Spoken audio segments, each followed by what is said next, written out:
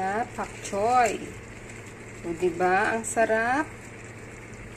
Para-paraan lang natin to. Ayan. Hayaan lang natin siya na mag-simmer nito kahit saglit. And then, nalagyan natin ng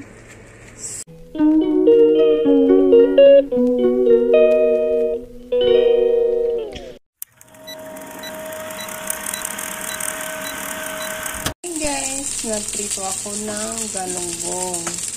Bumili ako sa palengke ng $20, Hong Kong dollar.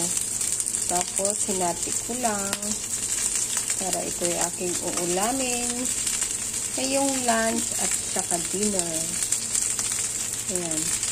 I-start lang tayo guys para makaulam. Sobrang mahal pala talaga dito ng isda sa Hong Kong.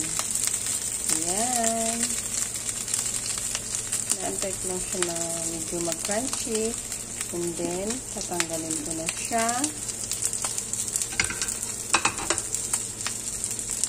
Ayan, patayin na natin. So, ayan na guys. Medyo okay na siya.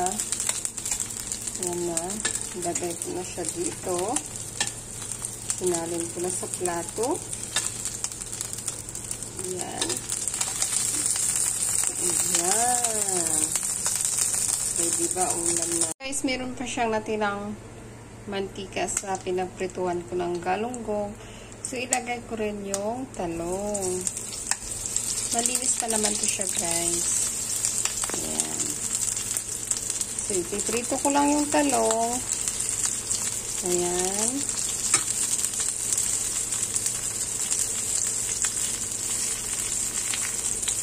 Huhulaan nyo kung anong gagawin ko dito mamaya.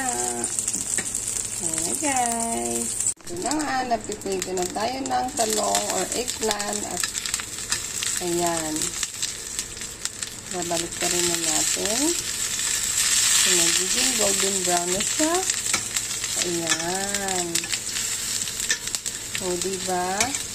Para-paraan lang para makakain po tayo ng ating masustansyang pagkain.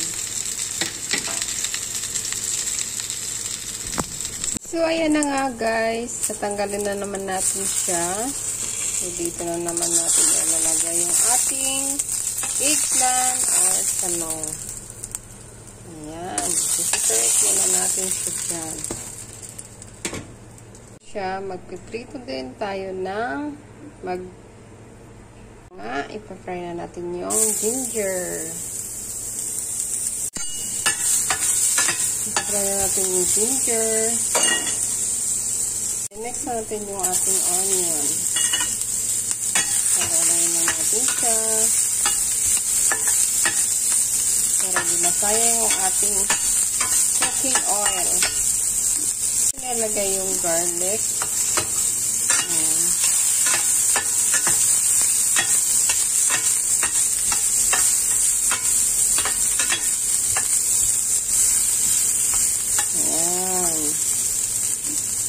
After that, ilalagay na natin yung coconut oil.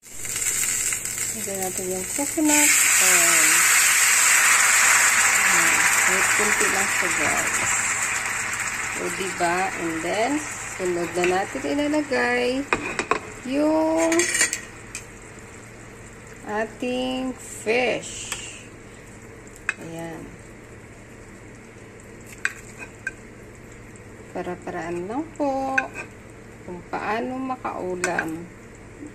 Ayan. At yung aking eggplant or talong. O, diba guys? So, after that, isusunod ko naman yung greens na gulay. So, na guys, isusunod ko yung gulay na pak choy. O, diba? Ang sarap. Para-paraan lang natin to. Ayan. Hayaan lang natin siya na mag-simmer nito kahit saglit. And then, nalagyan natin ng salt. and black pepper for taste. So, lalagyan ko na siya ng salt. Sprinkle some salt.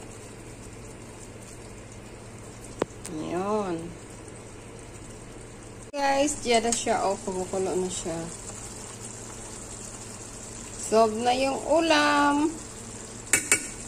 Woo! O, diba? Solve na yung ulam. Ginataang galunggong.